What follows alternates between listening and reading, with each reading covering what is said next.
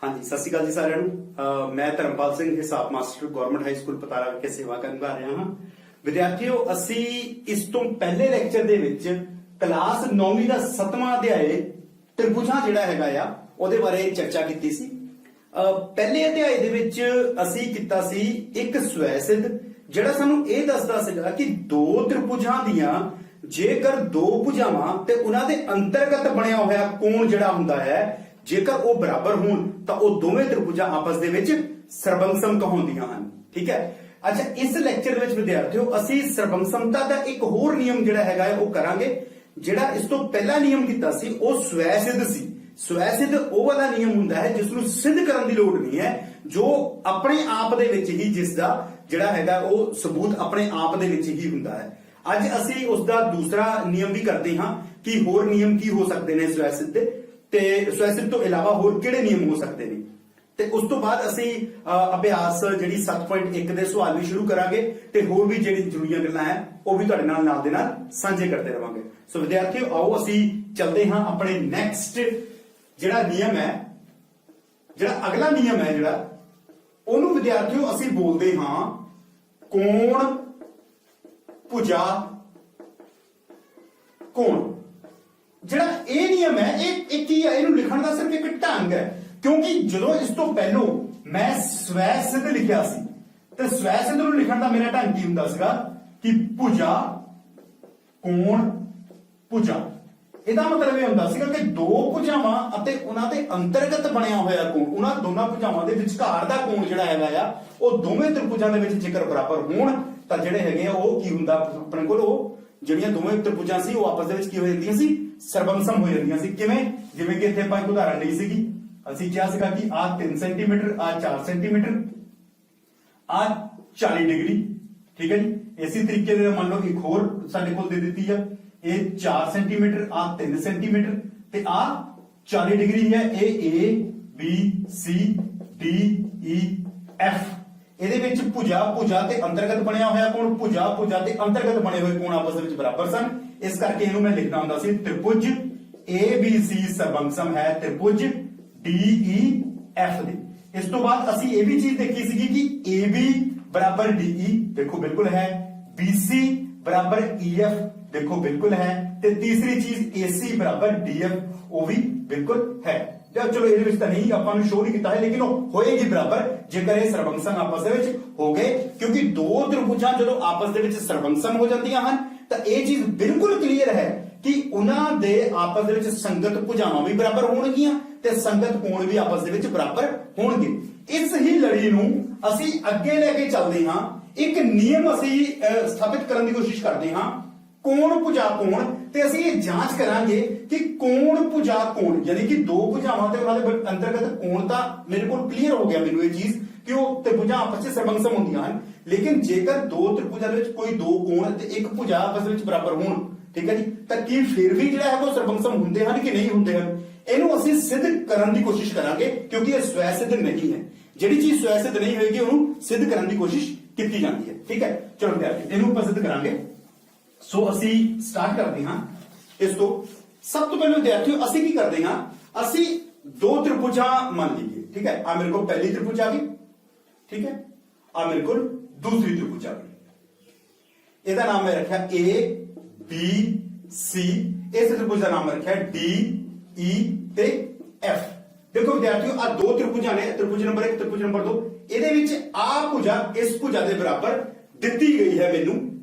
ਕੋਣ B ਜਿਹੜਾ ਹੈਗਾ ਹੈ ਕੋਣ E ਦੇ ਬਰਾਬਰ ਦਿੱਤਾ ਗਿਆ, ਤੇ ਕੋਣ C ਜਿਹੜਾ ਹੈ ਉਹ ਕੋਣ F ਦੇ ਬਰਾਬਰ ਮੈਨੂੰ ਦਿੱਤਾ ਗਿਆ ਹੈ। ਯਾਨੀ ਕਿ ਉਹਨੇ ਜੋ ਨਿਯਮ ਬਣਾਇਆ ਹੈ ਕੋਣ ਭੁਜਾ ਕੋਣ, ਕੋਣ ਭੁਜਾ ਕੋਣ, ਇਹ ਤਾਂ ਉਹਨੇ ਨਿਯਮ ਦੱਸ ਦਿੱਤਾ, ਲੇਕਿਨ ਮੈਂ ਇਹ ਸਿੱਧ ਕਰਨਾ ਹੈ ਹਜੇ ਕਿ ਕੀ ਇਸ ਨਿਯਮ ਦੇ ਬਾਵਜੂਦ, ਇਸ ਨਿਯਮ ਦੇ ਨਾਲ ਇਹ ਦੋ ਤ੍ਰਿਭੁਜਾਂ ਸਰਬੰਗਸਮ ਹੋ ਸਕਦੀਆਂ ਹਨ ਕਿ ਨਹੀਂ ਹੋ ਸਕਦੀਆਂ।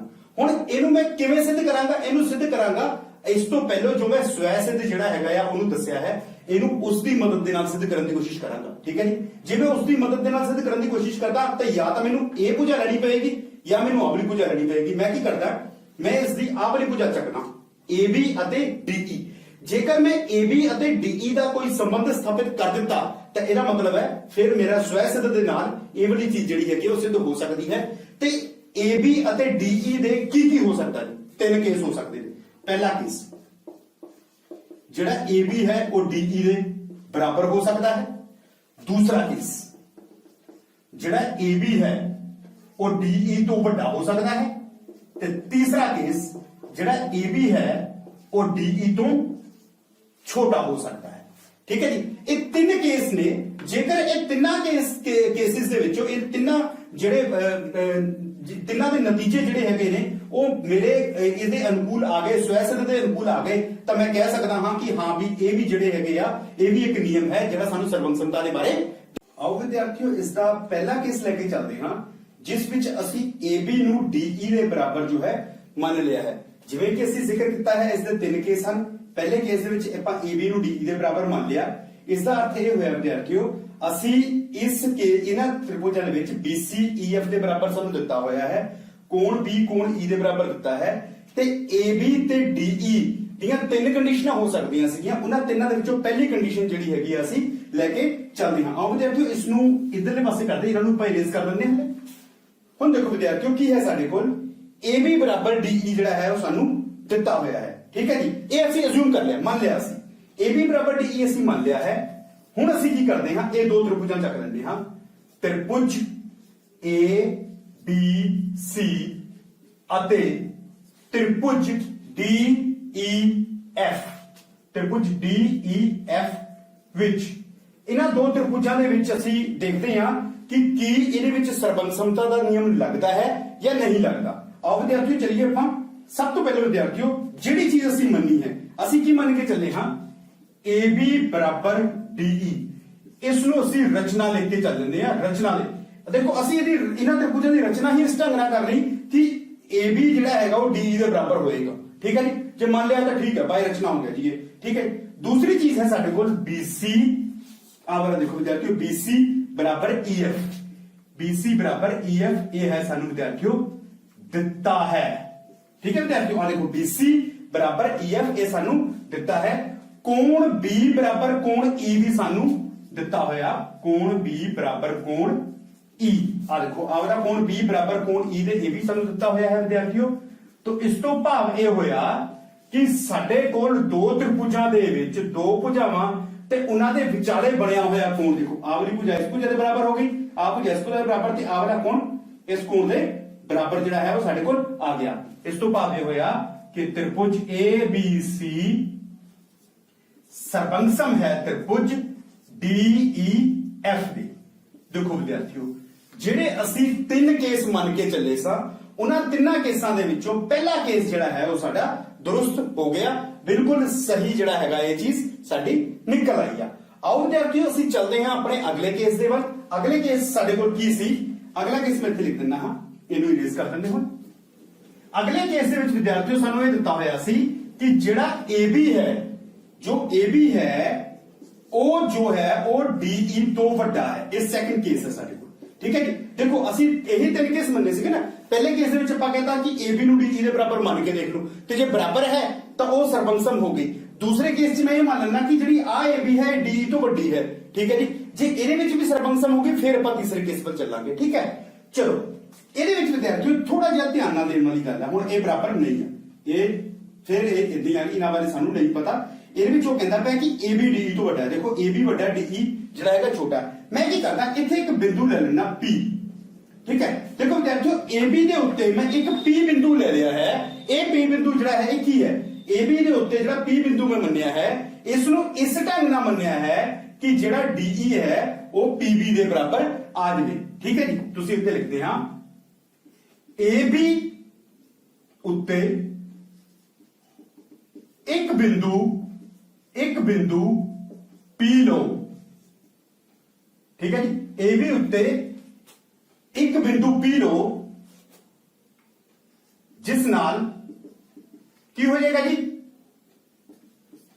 AB उत्ते एक बिंदु P लिया जिस दे नाल साडे कोल की आ जाएगा PB बराबर DE। आ देखो जी, आ जिहड़ी चीज है ये साडे वास्ते खास हैगी कि AB दे उत्ते एक बिंदु P इस ढंग दे नाल लिया है कि साडे कोल PB जिहड़ा है वो DE दे बराबर ਜਿਸ ਦੇ ਨਾਲ ਕੀ ਆ ਗਿਆ ਸਾਡੇ ਕੋਲ PB ਜਿਹੜਾ ਹੈਗਾ ਉਹ DE ਦੇ ਬਰਾਬਰ ਆ ਗਿਆ। ਇਹ ਚੀਜ਼ ਮੈਂ ਰਚਨਾ ਕੀਤੀ ਹੈ, ਠੀਕ ਹੈ ਜੀ, ਇਹਨਾਂ ਦੀ ਮੈਂ ਕੀ ਕੀਤੀ ਰਚਨਾ। ਹੁਣ ਮੈਂ ਕੀ ਕਰਦਾ ਹਾਂ, ਇਸ P ਨੂੰ ਮੈਂ ਇਸ C ਦੇ ਨਾਲ ਜੋੜ ਦਿੰਦਾ ਹਾਂ, ਠੀਕ ਹੈ ਜੀ, ਇਸ P ਨੂੰ C ਦੇ ਨਾਲ ਜੋੜ ਦਿੱਤਾ। ਹੁਣ ਮੈਂ ਦੁਬਾਰਾ ਕਰਾਂਗਾ ਤ੍ਰਿਭੁਜ, ਧਿਆਨ ਦੇਣਾ ਜਰਾ, ਤ੍ਰਿਭੁਜ PBC ਅਤੇ ਤ੍ਰਿਭੁਜ DEF ਵਿੱਚ, ਇਹ ਬੜਾ ਇੰਪੋਰਟੈਂਟ ਪੁਆਇੰਟ ਹੈ ਵਿਦਿਆਰਥੀਓ। ਤ੍ਰਿਭੁਜ, ਹੁਣ ਮੈਂ ABC ਦੀ ਗੱਲ ਨਹੀਂ ਕਰ ਰਿਹਾ, ਮੈਂ ABC ਦੀ ਗੱਲ ਨਹੀਂ ਕਰ ਰਿਹਾ, ਮੈਂ ਗੱਲ ਕਰ ਰਿਹਾ PBC ਅਤੇ DEF ਦੀ ਗੱਲ ਕਰ ਰਿਹਾ ਵਿਦਿਆਰਥੀਓ ਮੈਂ, ਠੀਕ ਹੈ। ਹੁਣ ਇਹਦੇ ਵਿੱਚ ਦੇਖੋ ਕੀ ਹੈ, PB ਬਰਾਬਰ DE, ਠੀਕ ਹੈ, PB ਬਰਾਬਰ ਹੈ DE। ਇਹ ਕਿੱਥੋਂ ਆਇਆ ਜੀ, ਇਹ ਰਚਨਾ ਤੋਂ ਆਇਆ। ਦੇਖੋ ਰਚਨਾ ਕੀਤੀ ਨੇ, ਮੈਂ ਰਚਨਾ ਕੀਤੀ ਇਸ ਚੀਜ਼ ਦੀ, ਠੀਕ ਹੈ ਜੀ, तो ਇਹਦਾ ਕੀ ਹੋ ਗਿਆ, ਰਚਨਾ ਤੋਂ ਆ ਗਿਆ। ਉਸ ਤੋਂ ਬਾਅਦ BC ਬਰਾਬਰ ਕਹਿੰਦੇ ਦਿੱਤਾ ਹੈ ਵਿਦਿਆਰਥੀਓ, BC ਬਰਾਬਰ EF, ਇਹ ਤਾਂ ਸਾਨੂੰ ਦਿੱਤਾ ਹੈ, ਪਹਿਲੇ ਹੀ ਦਿੱਤਾ ਹੋਇਆ ਸਾਨੂੰ ਇਹ ਚੀਜ਼, ਠੀਕ ਹੈ ਜੀ, ਇਹ ਸਾਡੇ ਕੋਲ ਕੀ ਆ ਗਿਆ, ਦਿੱਤਾ ਹੈ। ਤੇ ਕੋਣ B ਬਰਾਬਰ ਕੋਣ E, ਕੋਣ B ਬਰਾਬਰ ਕੋਣ E ਆ ਗਿਆ, ਇਹ ਵੀ ਸਾਡੇ ਕੋਲ ਕੀ ਹੈ ਵਿਦਿਆਰਥੀਓ, ਦਿੱਤਾ ਹੈ। तो इस तो भाव ये हो गया विद्यार्थियों, त्रिभुज PBC सर्वंसम हो गई है त्रिभुज DEF दे, त्रिभुज DEF दे, जिवें कि ਅਸੀਂ ਜਾਣਦੇ ਹਾਂ ਕਿਦਾਂ ਹੋਈ ਹੈ ਜੀ, ਕੋਣ ਭੁਜਾ ਕੋਣ, ਕੋਣ और सॉरी ਭੁਜਾ ਕੋਣ ਭੁਜਾ, एक तो हो गई विद्यार्थियों साइड एंगल साइड, ਭੁਜਾ ਕੋਣ ਭੁਜਾ ਦੇ ਨਾਲ ਜਿਹੜੀ ਹੈ ਇਹ ਚੀਜ਼ ਸਾਡੇ ਕੋਲ ਸਿੱਧ ਹੋ ਗਈ ਹੈ। ਲੇਕਿਨ ਇਹ ਤਾਂ ਪੁੱਛਿਆ ਹੀ ਨਹੀਂ ਉਹਨੇ ਮੈਨੂੰ, ਉਹਨੇ ਤਾਂ ਮੈਨੂੰ ABC ਦੀ ਗੱਲ ਕੀਤੀ ਹੈ ਤੇ ਮੈਂ ਕੀ ਕਰ ਦਿੱਤੀ, PBC ਦੀ ਗੱਲ ਕਰ ਦਿੱਤੀ ਹੈ, ਠੀਕ ਹੈ। ਇਧਰ ਮੈਂ ਵਿਦਿਆਰਥੀਓ ਨੂੰ ਥੋੜਾ ਇਰੇਜ਼ ਕਰਦਾ, ਥੋੜਾ ਜਿਹਾ ਇਧਰ ਧਿਆਨ ਦਿਓ, ਇਹਨੂੰ ਮੈਂ ਐਰੋ ਲਗਾ ਦਿੰਦਾ ਇਧਰਲੇ ਪਾਸੇ। ਇਧਰ ਸਮਝਿਓ, ਜੇਕਰ PBC ਸਰਵੰਸਮ ਹੈ DEF ਦੇ, ਇਸ ਤੋਂ ਭਾਵ ਇਹ ਹੋਇਆ ਵਿਦਿਆਰਥੀਓ ਕਿ ਕੋਣ, ਧਿਆਨ ਦੇਣਾ ਯਾਰ, ਕੋਣ BCP बराबर है कोण EFD दे। देखो नहीं होया कि क्यों होया, CPCT की हुंदा है, मैं अभी पहला भी गल कर चुके हुए हैं, corresponding parts of congruent triangle, भाव ए कि ਜਿਹੜੀਆਂ ਸਰਵੰਸਮ ਤ੍ਰਿਭੁਜਾਂ ਦੇ ਸੰਗਤ ਜਿਹੜੇ ਪਾਰਟ ਹੈ, ਭਾਗ ਹੈ, ਉਹ ਆਪਸ ਦੇ ਵਿੱਚ ਕੀ ਹੁੰਦੇ ਹਨ, ਬਰਾਬਰ ਹੁੰਦੇ ਹਨ, ਠੀਕ ਹੈ ਜੀ। ਸੋ ਇਹਦਾ ਅਰਥ ਇਹ ਹੋ ਗਿਆ, ਆ ਦੋ ਕੋਣ ਆਪਸ ਦੇ ਵਿੱਚ ਬਰਾਬਰ ਹੋ ਗਏ, ਆਹ ਵਾਲਾ ਕੋਣ ਇਹ ਵਾਲਾ। ਲੇਕਿਨ ਸਾਡੇ ਕੋਲ ਜਿਹੜੀ ਚੀਜ਼ ਸਾਨੂੰ ਦਿੱਤੀ ਹੋਈ ਹੈ ਉਹ ਕੀ ਚੀਜ਼ ਹੈ, ਉਹਦੇ ਵਿੱਚ ਸਾਨੂੰ ਦੇਖੋ ਪਹਿਲੇ ਵੀ ਆਪਾਂ ਇਹ ਗੱਲ ਕੀਤੀ ਹੋਈ ਕਿ ਜੇਕਰ ਆ ਦੋ ਜਿਹੜੀ ਆਹ ਵਾਲੇ ਕੋਣ ਹੈਗੇ ਨੇ, ਇਹ ਕੋਣ ਜਿਹੜੇ ਹੈਗੇ ਨੇ ਇਹ ਆਪਸ ਦੇ ਵਿੱਚ ਕੀ ਹੋ ਗਏ ਨੇ, ਬਰਾਬਰ ਹੋ ਗਏ ਨੇ। ਇਹਦੇ ਵਿੱਚ ਵਿਦਿਆਰਥੀਓ ਇਸ ਚੀਜ਼ ਨੂੰ, ਇਹਨਾਂ ਦੋ ਚੀਜ਼ਾਂ ਨੂੰ ਸਭ ਤੋਂ ਪਹਿਲਾਂ ਸਮਝੋ। ਤ੍ਰਿਭੁਜ PBC, ਤ੍ਰਿਭੁਜ PBC ਦੇ ਵਿੱਚ ਇਹ ਕਦੋਂ ਹੋ ਸਕਦਾ ਹੈ, ਹੁਣ ਆਪਣੇ ਕੋਲ ਕੀ ਹੈ, BCP ਬਰਾਬਰ BCP ਬਰਾਬਰ BCA। ਆਪਾਂ ਜੇ ਇਹ ਚੀਜ਼ ਕਿਸੇ ਢੰਗ ਨਾਲ ਹੋ ਜਾਵੇ ਫਿਰ ਮੇਰੀ ਇਹ ਗੱਲ ਬਣੇਗੀ, ਲੇਕਿਨ ਇਹ ਬਣੇਗੀ ਕਿੱਥੋਂ, ਇਹ ਬਣੇਗੀ ਵਿਦਿਆਰਥੀਓ ਜਿਹੜਾ BCA ਕੋਣ ਹੈ ਇਹ EFD ਕੋਣ ਦੇ ਬਰਾਬਰ ਹੈ। ਜਿਹੜਾ ਆਹ ਵਾਲਾ ਕੋਣ ਹੈ ਇਹ ਵੱਡੇ ਕੋਣ ਦੇ ਬਰਾਬਰ, ਇਹ ਤਾਂ ਸਾਨੂੰ ਪਤਾ ਹੈ ਕਿ ਪਰ ਜਿਹੜਾ ਕੋਣ EFD ਹੈ, ਜਿਹੜਾ ਕੋਣ EFD ਹੈ ਇਹ ਕਿਹਦੇ ਬਰਾਬਰ ਹੁੰਦਾ ਹੈ, ਇਹ ਕੋਣ ਹੈਗਾ ਆ BCA ਦੇ ਬਰਾਬਰ। ਇਹ ਵਾਲਾ ਕੋਣ ਤਾਂ BCA ਦੇ ਬਰਾਬਰ ਹੋ ਗਿਆ। ਹੁਣ ਆਹ ਦੇਖੋ ਵਿਦਿਆਰਥੀ, ਇਹਨਾਂ ਦੋਨਾਂ ਕੇਸਾਂ ਦੇ ਵਿੱਚ ਆਹ ਤੇ ਆਹ ਦੇ ਬਰਾਬਰ ਹੋ ਗਏ, ਇਸ ਤੋਂ ਭਾਵ ਇਹ ਹੋਇਆ ਕਿ ਆਹ ਵਾਲਾ ਕੋਣ ਜਿਹੜਾ ਹੈ ਉਹ ਇਸ ਕੋਣ ਦੇ ਬਰਾਬਰ ਆ ਗਿਆ, ਠੀਕ ਹੈ। ਹੁਣ ਇਹ ਜਿਹੜਾ ਕੋਣ ਹੈ ਇਹ ਹੋ ਗਿਆ ਜੀ BCA ਤੇ BCP। ਇਹ ਦੋਵੇਂ ਕੋਣ ਕਿਵੇਂ ਬਰਾਬਰ ਹੋ ਸਕਦੇ ਹਨ, ਆ ਛੋਟਾ ਕੋਣ ਹੈ, ਆ ਵੱਡਾ ਕੋਣ ਹੈ, ਇਹ ਕਦੋਂ ਬਰਾਬਰ ਹੋ ਸਕਦੇ ਨੇ ਤੇ ਕਿਵੇਂ ਬਰਾਬਰ ਹੋ ਸਕਦੇ ਨੇ? ਇਹ ਵਿਦਿਆਰਥੀਓ ਬਰਾਬਰ ਉਦੋਂ ਹੋ ਸਕਦੇ ਹਨ ਜਦੋਂ ਅਸੀਂ ਇਹ ਕਹਿ ਦਈਏ ਕਿ ਹਾਂ ਵਿਦਿਆਰਥੀਓ ਕਦੋਂ ਹੋ ਸਕਦੇ ਨੇ, ਜਦੋਂ ਅਸੀਂ ਕਹਿ ਦਈਏ ਕਿ ਬਿੰਦੂ P ਅਤੇ A, ਇਹ ਦੇਖੋ ਇਸ ਤੋਂ ਇਹ ਕੀ ਪਤਾ ਲੱਗਦਾ ਹੈ, ਇਹ ਕਦੋਂ ਬਰਾਬਰ, ਜੇਕਰ ਇਹ ਬਰਾਬਰ ਹਨ ਇਸ ਤੋਂ ਭਾਵ ਕੀ ਨਿਕਲਦਾ ਹੈ, ਬਿੰਦੂ P ਅਤੇ A ਸੰਪਾਤੀ ਹਨ। ਦੇਖੋ ਇਹ ਦੋ ਚੀਜ਼ਾਂ ਤਾਂ ਤਦ ਹੀ ਬਰਾਬਰ ਹੋ ਸਕਦੀਆਂ ਜੇਕਰ ਬਿੰਦੂ A ਤੇ P ਸੰਪਾਤੀ ਹੋਣ। ਇਹ ਇੱਕੋ ਹੀ ਬਿੰਦੂ ਹੈ ਅਸਲ ਦੇ ਵਿੱਚ, ਇੱਕ ਹੀ ਬਿੰਦੂ ਦੇ ਦੋ ਨਾਮ ਹੈ, ਇਹ ਅਲੱਗ ਬਿੰਦੂ ਨਹੀਂ ਹੈ, ਠੀਕ ਹੈ ਵਿਦਿਆਰਥੀਓ। ਜੇਕਰ ਇਹ ਅਲੱਗ ਬਿੰਦੂ ਨਹੀਂ ਹੈ ਤੇ ਇਹ ਸੰਪਾਤੀ ਹਨ ਤਾਂ ਇਸ ਤੋਂ ਭਾਵ ਇਹ ਹੋਇਆ ਜਿਹੜਾ P ਹੈ ਉਸ ਨੂੰ A ਦਾ ਨਾਮ ਦਿੱਤਾ ਜਾ ਸਕਦਾ ਹੈ। ਤੇ ਜੇਕਰ ਮੈਂ ਇੱਥੇ P ਦੀ ਜਗ੍ਹਾ A ਲਿਖ ਦਵਾਂ ਤਾਂ ਮੇਰੇ ਕੋਲ ਕੀ ਆ ਜਾਏਗਾ, ਤ੍ਰਿਭੁਜ ABC ਸਰਵੰਸਮ ਹੈ ਤ੍ਰਿਭੁਜ DEF ਦੀ। ਆ ਦੇਖੋ ਵਿਦਿਆਰਥੀਓ ਆ ਚੀਜ਼ ਮੇਰੇ ਕੋਲ ਬਣ ਗਈ, ਠੀਕ ਹੈ ਜੀ। ਸੋ ਇਹ ਚੀਜ਼ ਤਾਂ ਮੈਂ ਵੈਸੇ ਸਾਈਡ ਤੇ ਲਿਖੀ ਹੈ ਤੁਹਾਡੇ ਵਾਸਤੇ ਕਿ ਅਦਰਵਾਈਜ਼ ਜਿਹੜੀ ਸਾਡੇ ਕੋਲ ਆ ਚੀਜ਼ ਮੇਨ ਸੀਗੀ ਕਿ ਬਿੰਦੂ P ਅਤੇ ਬਿੰਦੂ A ਜਿਹੜੇ ਹੈਗੇ ਨੇ ਇਹ ਆਪਸ ਦੇ ਵਿੱਚ ਕੀ ਹੋ ਗਏ ਨੇ, ਸੰਪਾਤੀ ਹੋ ਗਏ ਨੇ। ਤੇ ਜੇਕਰ ਸੰਪਾਤੀ ਹੋ ਗਏ ਨੇ ਇਸ ਦਾ ਮਤਲਬ ਤ੍ਰਿਭੁਜ PBC ਤੇ ਤ੍ਰਿਭੁਜ ABC ਦੇ ਵਿੱਚ ਕੋਈ ਫਰਕ ਨਹੀਂ ਹੈ। ਠੀਕ ਹੈ ਜੀ, ਇਸ ਤੋਂ ਭਾਵ ਇਹ ਹੋਇਆ ਕਿ ਉਹ ਦੋਵੇਂ ਤ੍ਰਿਭੁਜ ਆਪਸ ਦੇ ਵਿੱਚ ਕੀ ਬਣ ਗਈਆਂ, ਸਰਬੰਸਮ ਬਣ ਗਈਆਂ। ਅੱਛਾ ਵਿਦਿਆਰਥੀਓ, ਹੁਣ ਮੈਂ ਆਪ ਜੀ ਨੂੰ ਇੱਕ ਕੁਐਸਚਨ ਦਿੰਦਾ ਹਾਂ। ਉਹ ਕੁਐਸਚਨ ਕੀ ਹੈ, ਜਿਹੜਾ ਦਾ ਤੀਸਰਾ ਭਾਗ ਹੈ। ਠੀਕ ਹੈ ਜੀ, ਇਹਦਾ ਤੀਸਰਾ ਭਾਗ ਕੀ ਸੀ ਵਿਦਿਆਰਥੀਓ, ਇੱਥੇ ਅਸੀਂ ਲਿਖਦੇ ਇਹਦਾ ਤੀਸਰਾ ਭਾਗ ਕੀ ਸੀਗਾ। ਤੀਸਰੇ ਭਾਗ ਦੇ ਵਿੱਚ ਉਹ ਕਹਿੰਦਾ ਸੀਗਾ ਕਿ AB ਜੇਕਰ ਛੋਟਾ ਹੋਵੇ DE ਤੋਂ। ਦੇਖੋ ਮੈਂ ਬਰਾਬਰ ਵੀ ਕਰ ਲਏ, AB ਵੱਡਾ ਵੀ ਕਰਤਾ, AB ਛੋਟਾ ਵੀ ਕਰਤਾ। ਤੁਸੀਂ ਇਹ ਤੀਸਰਾ ਪਾਰਟ ਆਪਣਾ ਹੋਮਵਰਕ ਲੈ ਕੇ ਕਰਨਾ। ਸੇਮ ਇਸੇ ਤਰੀਕੇ ਦੇ ਨਾਲ ਫਿਰ ਜਦੋਂ ਤੁਸੀਂ ਇਹ ਤੀਸਰਾ ਪਾਰਟ ਕਰੋਗੇ ਉਸ ਟਾਈਮ P ਨੂੰ ਥੋੜਾ ਅੱਗੇ ਵਧਾ ਕੇ T ਨੂੰ ਇੱਥੇ ਲੈ ਲਓਗੇ ਤੁਸੀਂ। ਠੀਕ ਹੈ ਜੀ, ਉਸ ਤੋਂ ਬਾਅਦ ਇਹਨਾਂ ਨੂੰ ਸੇਮ ਇਹੀ ਪੈਟਰਨ ਚੱਲੇਗਾ ਤੇ ਇਸੇ ਢੰਗ ਦੇ ਨਾਲ ਤੁਸੀਂ ਉਹਨੂੰ ਸਿੱਧ ਕਰ ਦੂੰਗੇ ਕਿ A ਤੇ P ਜਿਹੜੇ ਹੈਗੇ ਉਹ ਸੰਪਾਤੀ ਹੈਗੇ ਨੇ। ਤੇ ਜੇਕਰ ਉਹ ਬਿੰਦੂ ਸੰਪਾਤੀ ਹੋ ਜਾਣ ਤਾਂ ਇਹਦਾ ਮਤਲਬ ਇਹ ਦੋਵੇਂ ਤ੍ਰਿਭੁਜਾਂ ਇੱਕੋ ਹੀ ਨੇ। ਤੇ ਇਹ ਦੋਵੇਂ ਤ੍ਰਿਭੁਜਾਂ ਜੇਕਰ ਇੱਕੋ ਹੀ ਨੇ ਤੇ ਇਹਦਾ ਅਰਥ ਇਹ ਹੋਇਆ ਕਿ PBC ਸਰਬੰਸਮ ਹੈ DEF ਦੇ। ਠੀਕ ਹੈ ਵਿਦਿਆਰਥੀਓ, ਤਾਂ ਮੈਂ ਉਮੀਦ ਕਰਦਾ ਵਿਦਿਆਰਥੀਓ ਤੁਸੀਂ ਇਹ ਚੀਜ਼ ਨੂੰ ਸਮਝਿਆ ਹੋਵੇਗਾ। ਆਓ ਇਹ ਨਿਯਮ ਵਿਦਿਆਰਥੀਓ ਦੱਸਣਾ ਇਸ ਕਰਕੇ ਜ਼ਰੂਰੀ ਸੀ ਕਿਉਂਕਿ ਜਦੋਂ ਵੀ ਸਰਬੰਸਮਤਾ ਦੀ ਗੱਲ ਆਉਂਦੀ ਹੈ ਤਾਂ ਸਰਬੰਸਮਤਾ ਹਮੇਸ਼ਾ ਭੁਜਾ ਕੋਣ ਭੁਜਾ ਯਾਨੀ ਕਿ ਸਾਈਡ ਐਂਗਲ ਸਾਈਡ ਦੇ ਨਾਲ ਹੀ ਨਹੀਂ ਦੇਖੀ ਜਾਂਦੀ ਬਲਕਿ ਐਂਗਲ ਸਾਈਡ ਐਂਗਲ ਯਾਨੀ ਕਿ ਕੋਣ ਭੁਜਾ ਕੋਣ ਦੇ ਨਾਲ ਵੀ ਦੇਖੀ ਜਾਂਦੀ ਹੈ। ਇੱਕ ਚੀਜ਼ ਹੋਰ ਦੱਸ ਦਵਾਂ, ਜੇਕਰ ਕੋਣ ਭੁਜਾ ਹੋ ਜਾਵੇ ਤਾਂ ਫਿਰ ਵੀ ਜਿਹੜਾ ਹੈਗਾ ਆ ਉਹ ਸਰਬੰਸਮ ਹੋਏਗਾ। ਇਸ ਦਾ ਮਤਲਬ ਇਹ ਹੋਇਆ ਕਿ ਜੇਕਰ ਦੋ ਤ੍ਰਿਭੁਜਾਂ ਦੇ ਕੋਈ ਦੋ ਕੋਣ ਅੰਦਰੂਨੀ ਕੋਣ ਆਪਸ ਵਿੱਚ ਬਰਾਬਰ ਹੋਣ ਤੇ ਇੱਕ ਭੁਜਾ ਬਰਾਬਰ ਹੋਵੇ ਫਿਰ ਵੀ ਜਿਹੜੇ ਹੈਗੇ ਨੇ ਉਹ ਦੋਵੇਂ ਤ੍ਰਿਭੁਜਾਂ ਆਪਸ ਦੇ ਵਿੱਚ ਸਰਬੰਸਮ ਹੋਣਗੀਆਂ। ਠੀਕ ਹੈ ਜੀ, ਉਸ ਦਾ ਇਹਦਾ ਕਾਰਨ ਕੀ ਹੈਗਾ ਇਹਨੂੰ ਤੁਸੀਂ ਆਪ ਸੋਚੋ, ਸੋਚਿਓ ਤੇ ਇਹਦਾ ਹਿੰਟ ਮੈਂ ਤੁਹਾਨੂੰ ਦੇ ਦਿੰਦਾ ਆ ਕਿ ਦੋ ਕੋਣ ਜੇ ਬਰਾਬਰ ਨੇ ਤਾਂ ਤੀਸਰਾ ਕੋਣ ਆਪਸ ਦੇ ਵਿੱਚ ਬਰਾਬਰ ਹੀ ਹੁੰਦਾ ਹੈ। ਉਹਦਾ ਕਾਰਨ ਸੋਚੋ, ਸੋਚਦੇ ਤ੍ਰਿਭੁਜ ਦੇ ਤਿੰਨਾਂ ਕੋਣਾਂ ਦਾ ਜੋੜ ਸੋਚ ਲਓ। ਜੇਕਰ ਤੁਸੀਂ ਤ੍ਰਿਭੁਜ ਦੇ ਤਿੰਨਾਂ ਕੋਣਾਂ ਦਾ ਜੋੜ ਜਾਣਦੇ ਹੋ ਤਾਂ ਤੁਸੀਂ ਇਹਦਾ ਉੱਤਰ ਵੀ ਜਿਹੜਾ ਹੈਗਾ ਉਹ ਆਰਾਮ ਨਾਲ ਦੇ ਸਕਦੇ ਹੋ। ਸੋ ਆਓ ਵਿਦਿਆਰਥੀਓ ਅਸੀਂ ਚੱਲਦੇ ਹਾਂ ਆਪਣੇ ਪਹਿਲੇ ਪ੍ਰਸ਼ਨ ਵੱਲ। ਪ੍ਰਸ਼ਨ ਦੇਖਣ ਨੂੰ ਲੰਬੇ ਨੇ, ਕਰਨ ਨੂੰ ਦੇਖਿਓ ਕਿੰਨੇ ਸੌਖੇ ਨੇ। ਪਹਿਲਾ ਪ੍ਰਸ਼ਨ ਹੈ, ਚਤੁਰਭੁਜ ABCD ਵਿੱਚ AC ਬਰਾਬਰ AD ਅਤੇ AB ਕੋਣ A ਨੂੰ ਸਮਦੋਭਾਜਿਤ ਕਰਦਾ ਹੈ।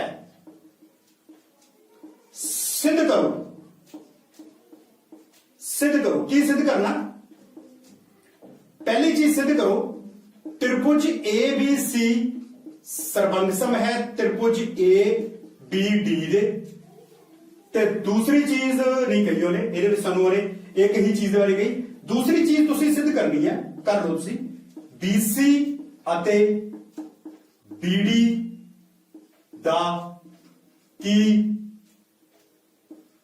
संबंध है।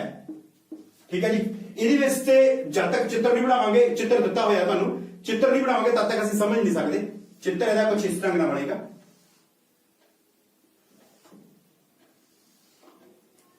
ਆਪ ਵਿਦਿਆਰਥੀਆਂ ਦਾ ਚਿੱਤਰ ਬਣਿਆ ਜੀ ਸਾਡੇ ਕੋਲ A B C D। ਇਹਦੇ ਵਿੱਚ ਉਹਨੇ ਕਿਹਾ ਆ ਭੁਜਾ ਇਸ ਭੁਜਾ ਦੇ ਬਰਾਬਰ ਹੈ। ਆ ਜਿਹੜੇ ਹੈਗੇ ਆ ਵਿਦਿਆਰਥੀਓ ਇਸ ਗੱਲ ਯਾਦ ਰੱਖਣਾ, ਜਿਹੜਾ ਕੋਣ A ਹੈ AB ਨੇ ਉਹਨੂੰ ਸਮਦੋਭਾਜਿਤ ਕੀਤਾ ਹੈ। ਇਹਦਾ ਮਤਲਬ ਆਹ ਵਾਲਾ ਕੋਣ ਇਸ ਕੋਣ ਦੇ ਬਰਾਬਰ ਹੈ। ਇਹਨੂੰ ਕੋਣ 1 ਦਾ ਨਾਮ ਦੇ ਦੇਣਾ, ਇਹਨੂੰ ਕੋਣ 2 ਦਾ ਨਾਮ ਦੇ ਦੇਣਾ ਹੈ। ਠੀਕ ਹੈ ਜੀ। ਅੱਛਾ ਹੁਣ ਮੈਂ ਇਧਰਲੇ ਪਾਸੇ ਕੁਐਸਚਨ ਹੋ ਗਿਆ, ਇਧਰ ਜਿਹੜਾ ਹੈਗਾ ਆ ਮੈਂ ਇਹਦਾ ਉੱਤਰ ਜਿਹੜਾ ਹੈਗਾ ਉਹ ਸਟਾਰਟ ਕਰਾਂਗਾ। ਉੱਤਰ ਕਹਿ ਲਓ ਜਾਂ ਹੱਲ ਕਹਿ ਲਓ, ਇਹਦਾ ਸਟਾਰਟ ਕਰਦਾ ਹਾਂ। ਦੇਖੋ ਜੇਕਰ ਮੈਂ ਇਹ ਦੋਨਾਂ ਨੂੰ ਆਪਸ ਦੇ ਵਿੱਚ ਸਰਬੰਸਮ ਕਰਨਾ ਹੀ ਹੈ ਤਾਂ ਇਹਦਾ ਮਤਲਬ ਇਹ ਹੋਇਆ ਕਿ ਮੈਂ ਸਰਬੰਸਮਤਾ ਦੇ ਜਿਹੜੇ ਹੈਗੇ ਨਿਯਮ ਉਹਨਾਂ ਨੂੰ ਜਿਹੜਾ ਹੈਗਾ ਲੱਭਾਂਗਾ ਇਹਨਾਂ ਦੋ ਤ੍ਰਿਭੁਜਾਂ ਦੇ ਵਿੱਚ। ਪਹਿਲਾਂ ਦੇਖੋ ਤ੍ਰਿਭੁਜ ABC ਅਤੇ ਤ੍ਰਿਭੁਜ ABD ਵਿੱਚ ਇਹਨਾਂ ਦੋ ਤ੍ਰਿਭੁਜਾਂ ਦੇ ਵਿੱਚ ਕੀ ਕੀ ਹੈ ਜੀ। ਸਭ ਤੋਂ ਪਹਿਲਾਂ ਦੇਖੋ AC ਬਰਾਬਰ ਹੈ AD, ਇਹ ਦਿੱਤਾ ਹੈ। देखो विद्यार्थियों AC बराबर AD ਦਿੱਤਾ ਹੋਇਆ ਸਾਨੂੰ। ਠੀਕ ਹੈ ਜੀ। ਉਸ ਤੋਂ ਬਾਅਦ ਦੇਖੋ AB ਬਰਾबर AB, ਇੱਥੇ ਲਿਖੋ ਸਾਂਝਾ। ਦੇਖੋ ਆ ਇਹਨਾਂ ਦੋਨਾਂ ਤ੍ਰਿਭੁਜਾਂ ਦੇ ਵਿੱਚ ਜਿਹੜਾ AB ਹੈ ਉਹ ਸਾਂਝੀ ਆ, ਉਹ ਇਸ ਤ੍ਰਿਭੁਜ ਦੇ ਨਾਲ ਵੀ ਹੈ ਤੇ ਇਸ ਤ੍ਰਿਭੁਜ ਦੇ ਨਾਲ ਵੀ ਹੈ। ਠੀਕ ਹੈ ਜੀ। ਕੋਣ 1 ਬਰਾਬਰ ਕੋਣ 2 क्यों जी, ਇਹਦਾ ਕਾਰਨ ਵੀ ਕੀ ਹੈ, ਇਹ ਵੀ ਸਾਨੂੰ ਦਿੱਤਾ ਹੈ। ਕਿਉਂ ਦਿੱਤਾ ਹੈ? ਕਿਉਂਕਿ ਉਹਨੇ ਕਿਹਾ ਸੀ AB ਜਿਹੜਾ ਹੈਗਾ ਕੋਣ A ਨੂੰ ਸਮਦੋਭਾਜਿਤ ਕਰਦਾ ਹੈ, ਕਿਉਂਕਿ AB A ਨੂੰ ਸਮਦੋਭਾਜਿਤ ਕਰਦਾ ਹੈ। ਲੋ ਇਹ ਵੀ ਹੋ ਗਿਆ। ਜੇ ਇਹ ਤਿੰਨ ਚੀਜ਼ਾਂ ਹੋ ਗਈਆਂ ਤੇ ਇਹਦਾ ਮਤਲਬ ਹੋਇਆ त्रिभुज ABC ਸਰਵੰਗ ਸਮ ਹੈ त्रिभुज ABD ਦੇ। ਤੇ ਕਾਰਨ ਕੀ ਹੋਏਗਾ ਵਿਦਿਆਰਥੀਓ? ਭੁਜਾ ਕੋਣ ਭੁਜਾ, ਭੁਜਾ ਕੋਣ ਭੁਜਾ, ਇਹ ਇਹਦਾ ਕਾਰਨ ਹੋਏਗਾ। ਤੇ ਜੇਕਰ ਆ ਚੀਜ਼ ਹੋ ਗਈ, ਆ ਦੋਵੇਂ त्रिभुजां ਆਪਸ ਦੇ ਵਿੱਚ ਸਰਵੰਗਸਮ ਹੋ ਗਈਆਂ, ਤੇ ਪਾਰਟ 2 ਦੇ ਵਿੱਚ ਉਹਨੇ ਮੈਨੂੰ ਪੁੱਛਿਆ ਸੀ BC ਅਤੇ BD ਦਾ ਆਪਸ ਵਿੱਚ ਕੀ ਸੰਬੰਧ ਹੈ। ਪਾਰਟ 2 ਦੇ ਵਿੱਚ ਮੈਂ ਲਿਖ ਰਿਹਾ BC ਬਰਾਬਰ ਹੈ BD, ਕਾਰਨ ਹੈ CPCD। ਇਹ ਅੰਗਰੇਜ਼ੀ ਭਾਸ਼ਾ ਦੇ ਵਿੱਚ ਮੈਂ ਲਿਖਿਆ CPCD। ਇਹਦਾ ਮਤਲਬ ਹੁੰਦਾ ਹੈ ਕੋਰਸਪੋਂਡਿੰਗ ਪਾਰਟਸ ਆਫ ਕੌਂਗਰੂਐਂਟ ਟ੍ਰਾਇੰਗਲ, ਜਾਂ ਫਿਰ ਸਰਵੰਗਸਮ त्रिभुजां ਦੇ ਸੰਗਤ ਭੁਜਾਵਾਂ ਆਪਸ ਦੇ ਵਿੱਚ ਬਰਾਬਰ ਹੁੰਦੀਆਂ ਹਨ। ਸੋ ਵਿਦਿਆਰਥੀਓ ਇਹ ਸੀ ਸਾਡਾ ਪਹਿਲਾ ਪ੍ਰਸ਼ਨ। ਮੈਂ ਇੱਕ ਵਾਰੀ ਫਿਰ ਇਹਨੂੰ ਰਿਪੀਟ ਕਰ ਦਿੰਦਾ। ਚਤੁਰਭੁਜ ABCD ਵਿੱਚ AC ਬਰਾਬਰ AD ਹੈ। ਇਹਦੇ ਵਿੱਚ AB ਜੋ ਹੈ ਉਹ ਕੋਣ A ਨੂੰ ਸਮਦੋਭਾਜਿਤ ਕਰਦਾ ਹੈ, ਯਾਨੀ ਕਿ ਕੋਣ A ਬਰਾਬਰ ਕੋਣ B ਹੈ। ਤੇ ਅਸੀਂ ਇਹ ਸਿੱਧ ਕਰਨਾ ਕਿ ਇਹ ਦੋਵੇਂ त्रिभुजां, ਠੀਕ ਹੈ ਜੀ, ਇਹਨੂੰ ਪਾਰਟ 1 ਕਹਿ ਲਓ, ਇਹ ਪਾਰਟ 2 ਹੈ। ਇਹ ਦੋਵੇਂ त्रिभुजां ਜਿਹੜੀਆਂ ਹੈਗੀਆਂ ਨੇ ਇਹ ਆਪਸ ਦੇ ਵਿੱਚ ਸਰਵੰਗਸਮ ਹਨ। ਸਰਵੰਗਸਮ ਕਰਨ ਵਾਸਤੇ ਜਿਹੜਾ ਸਵੈਸਿੱਧ ਹੈ ਸਰਵੰਗਸਮ ਦਾ ਕਿ ਦੋ ਭੁਜਾਵਾਂ ਤੇ ਉਹਨਾਂ ਦਾ ਅੰਤਰਗਤ ਕੋਣ ਮੈਂ ਉਹ ਜਾਂਚਾਂਗਾ। ਪਹਿਲੀ ਭੁਜਾ AC ਬਰਾਬਰ AD ਮੈਨੂੰ ਦਿੱਤੀ ਹੋਈ ਆ, ਉਹ ਪ੍ਰਸ਼ਨ ਦੇ ਵਿੱਚ ਹੀ ਉਹਨੇ ਮੈਨੂੰ ਦਿੱਤਾ ਸੀਗਾ। ਕੋਣ 1 ਬਰਾਬਰ ਕੋਣ 2, ਕਿਉਂਕਿ AB ਕੋਣ A ਨੂੰ ਸਮਦੋਭਾਜਿਤ ਕਰਦਾ ਹੈ, ਤੇ AB ਬਰਾਬਰ AB ਕਿਉਂਕਿ ਸਾਂਝਾ ਹੈ। ਦੋ ਭੁਜਾਵਾਂ ਤੇ ਉਹਨਾਂ ਦਾ ਅੰਤਰਗਤ ਕੋਣ ਜਿਹੜਾ ਸੀਗਾ ਉਹ ਆਪਸ ਵਿੱਚ ਬਰਾਬਰ ਹੋ ਗਏ। ਇਸ ਕਰਕੇ ਭੁਜਾ ਕੋਣ ਭੁਜਾ ਸਵੈਸਿੱਧ ਦੇ ਜ਼ਰੀਏ ਮੈਂ ਇਹ ਕਹਿ ਸਕਦਾ ਹਾਂ ਕਿ त्रिभुज ABC ਸਰਵੰਗਸਮ ਹੈ त्रिभुज ABD ਦੇ। ਤੇ ਦੂਸਰਾ ਪਾਰਟ ਕਿਦਾਂ ਆ ਗਿਆ? ਕਿਉਂਕਿ ਦੋਨੋਂ ਸਰਵੰਗਸਮ ਹੋ ਗਏ ਨੇ ਤੇ ਸਰਵੰਗਸਮ त्रिभुजां ਦੀਆਂ ਸੰਗਤ ਭੁਜਾਵਾਂ ਆਪਸ ਵਿੱਚ ਬਰਾਬਰ ਹੁੰਦੀਆਂ ਹਨ। ਇਸ ਕਰਕੇ BC ਬਰਾਬਰ BD, ਸ਼ਾਰਟਕਟ ਦੇ ਵਿੱਚ ਮੈਂ ਲਿਖਿਆ CPCD। ਉਹਦਾ ਕਾਰਨ ਹੈ ਅੰਗਰੇਜ਼ੀ ਭਾਸ਼ਾ ਦੇ ਵਿੱਚ ਕੋਰਸਪੋਂਡਿੰਗ ਪਾਰਟਸ ਆਫ ਕੌਂਗਰੂਐਂਟ ट्रायंगल। ठीक है जी, चलो आओ विद्यार्थियों ਹੁਣ ਚੱਲਦੇ ਹਾਂ ਅਸੀਂ ਇਸ ਦੇ ਦੂਸਰੇ ਪ੍ਰਸ਼ਨ ਵੱਲ। ਪ੍ਰਸ਼ਨ ਤੁਸੀਂ ਦੇਖੇ ਵਿਦਿਆਰਥੀਓ, ਦੇਖਣ ਨੂੰ ਥੋੜੇ ਜਿਹੇ ਲੰਬੇ ਲੱਗਦੇ ਨੇ, ਲੇਕਿਨ ਜਦੋਂ ਇਹਨਾਂ ਨੂੰ ਕਰਨ ਦੀ ਵਾਰੀ ਆਉਂਦੀ ਹੈ ਤਾਂ ਬਹੁਤ ਹੀ ਛੋਟੇ ਤੇ ਆਸਾਨ ਪ੍ਰਸ਼ਨ ਜਿਹੜੇ ਹੈਗੇ ਉਹ ਬਣ ਜਾਂਦੇ ਨੇ। ਠੀਕ ਹੈ, ਚਲੋ ਵਿਦਿਆਰਥੀਓ ਪ੍ਰਸ਼ਨ ਨੰਬਰ 2 ਜਿਹੜਾ ਹੈਗਾ ਆ ਉਹਨੂੰ ਲਿਖਦੇ ਹਾਂ ਅਸੀਂ ABCD ਇੱਕ ਚਤੁਰਭੁਜ ਹੈ ਜਿਸ ਵਿੱਚ AD ਬਰਾਬਰ BC ਅਤੇ ਕੋਣ DAB ਬਰਾਬਰ ਹੈ ਕੋਣ CBA ਹੈ। सिद्ध करो। की सिद्ध करना विद्यार्थियों? ਅਸੀਂ सिद्ध करो पहली चीज त्रिभुज ABD सर्वंगसम है त्रिभुज BAC दे, पहली चीज। दूसरी चीज सिद्ध करनी है BD बराबर है AC दे, ते तीसरी चीज बेटा आप सिद्ध करनी है ABD बराबर है कोण BAC दे। अब तीन चीजां ਜਿਹੜੀਆਂ ਹੈਗੀਆਂ मैं सिद्ध करनी है, लेकिन जब तक ਇਹਦਾ डायग्राम नहीं बनावांगे, चित्र नहीं बनावांगे, तब तक ਅਸੀਂ ਇਸ ਚੀਜ਼ ਨੂੰ नहीं समझ सकते। सो ਦਾ डायग्राम कुछ इस ढंग ਦਾ है। ਇਹ ਹੈ A, ਇਹ ਹੈ B, ਇਹਨੂੰ ਅਸੀਂ ਇੱਧਰ ਨੂੰ ਲੈ ਕੇ ਗਏ, ਇਹ ਇੱਧਰ ਹੈ A B C ਅਤੇ D, ਇਹਨੂੰ AC ਨੂੰ ਜੋੜ ਦਿੱਤਾ ਜੀ, ਇਹ ਜੋੜ ਦਿੱਤਾ BD ਨੂੰ। ਠੀਕ ਹੈ ਜੀ, ਇਹਦੇ ਵਿੱਚ ਸਾਨੂੰ ਦਿੱਤਾ ਕੀ ਹੋਇਆ ਜੀ, ਉਹਨੇ ਮੈਨੂੰ ਕੋਣ ਕਿਹਾ ਹੈ DAB, DAB ਆ ਪੂਰਾ ਕੋਣ ਕਿਹਦੇ ਬਰਾਬਰ ਹੈ CBA, CBA ਆ ਪੂਰੇ ਕੋਣ ਦੇ ਬਰਾਬਰ ਹੈ। ਠੀਕ ਹੈ ਜੀ, ਆ ਮੈਨੂੰ ਦਿੱਤੇ ਹੋਏ ਕੋਣ ਹੈ AD ਬਰਾਬਰ BC, ਆ ਵਾਲੇ AD ਬਰਾबर BC ਦੇ, ਇਹ ਵੀ ਮੈਨੂੰ ਦਿੱਤਾ ਹੋਇਆ ਉਹਨੇ। ਠੀਕ ਹੈ ਜੀ, ਉਹਨੇ ਮੈਨੂੰ ਆ ਤਿੰਨ ਚੀਜ਼ਾਂ ਜਿਹੜੀਆਂ ਕਿ ਸਿੱਧ ਕਰਨ ਲਈ ਕਹਤੀਆਂ। ਠੀਕ ਹੈ ਜੀ, ਸਿੱਧ ਕਰਨ ਲਈ ਫਿਰ ਮੈਂ ਉਹੀ ਫਾਰਮੂਲਾ ਇਧਰਲੇ ਪਾਸੇ ਮੈਂ ਪ੍ਰਸ਼ਨ ਲਿਖਿਆ, ਇਧਰ ਦਾ ਹੱਲ ਜਿਹੜਾ ਹੈਗਾ ਮੈਂ ਕਰਾਂਗਾ।